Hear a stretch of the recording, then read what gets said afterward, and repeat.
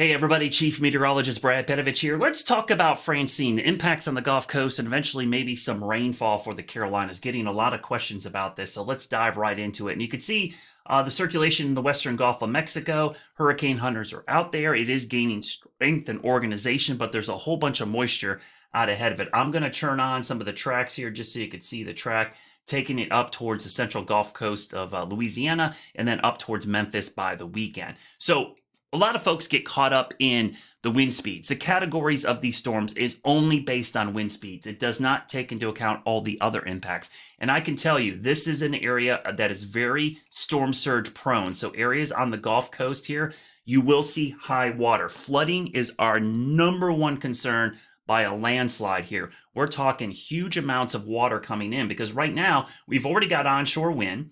Okay, so we're pushing each high tide in. The low tides can't go out, so the subsequent high tides just get higher and higher. On top of that, we're getting rainfall over southeast Louisiana and central Louisiana. That water's trying to flow back out through canals, bayous, and the lakes, and so it can't go out. So water becomes the biggest issue. So don't get caught up in this as, oh, it's only a Cat 1 or Cat 2 or tropical storm even. It's not about that. That's only wind. We're talking about rainfall, storm surge, and flooding. Those are not incorporated into the category of hurricane. So if you're in a flood-prone area, please take this storm very seriously. This is going to have a huge storm surge risk for parts of Louisiana. Now, as it moves inland, one of the things we're going to watch is going to weaken. It's going to pull in moisture, and we're going to see some rain here in the Carolinas. And let me quickly show you the track from the Hurricane Center. I'm going to refresh this just to see if they updated, but you kind of see the track there. And what I've been looking at is what we call the super ensemble. So you see the track back to the west. Pretty good confidence in this, but because of the rotation counterclockwise flow, there is going to be moisture aimed at the mountains of southwestern North Carolina and the upstate of South Carolina. This is an area we call upslope. This produces a lot of rainfall. So let's go back and show you the futurecast on what this could mean for the Carolinas by the weekend. So let's dive into the futurecast. You can see this is one model, by the way, just a general idea. We're not going to get too caught up in the details. It's about the overall pattern. But what you can see, that landfall there in central Louisiana, you see the flow of moisture wrapping around this system. You see that flow coming into the Carolinas dry initially. So we're not looking at rain. Again, this is tomorrow in the evening hours. We'll go into Thursday.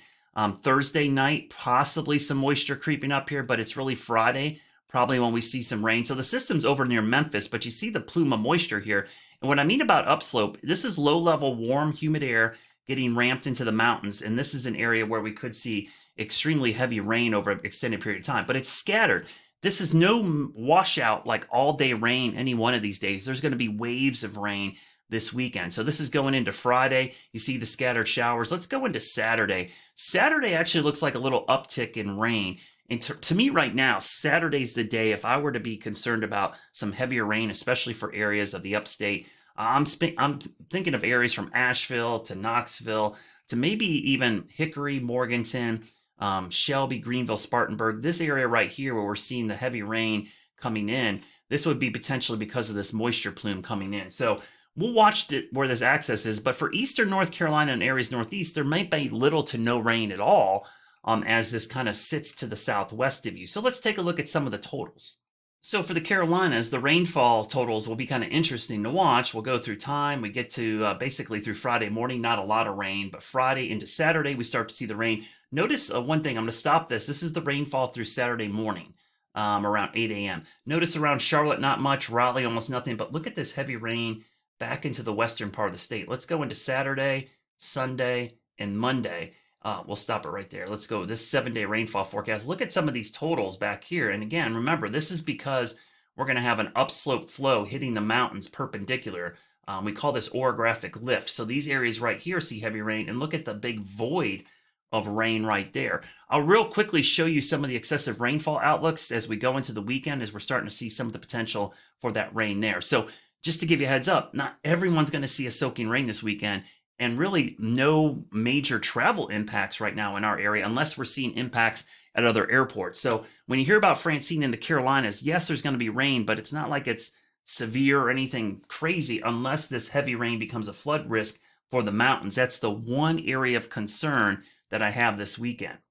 So this is the excessive rainfall outlook, basically the potential for flash flooding. You can see not a lot between today and tomorrow. We get into Friday, you start to see a little bit of a low risk shifting up here, but by Saturday, kind of a low risk, and even on Sunday, a low risk. And that's all because of this plume of moisture, which is something we'll be able to track in real time once we see it develop. So areas in the mountains, yes, this is something to watch for the weekend, but if you're in the Piedmont East, this is kind of a non-issue. We need the rain, so we'll take it. But for the mountains and foothills, this is something to watch this weekend for potentially some flash flooding. Of course, I will post updates throughout the week, and we'll talk more about the impacts from Francine on the Gulf Coast and the indirect impacts here coming up over the next couple of days.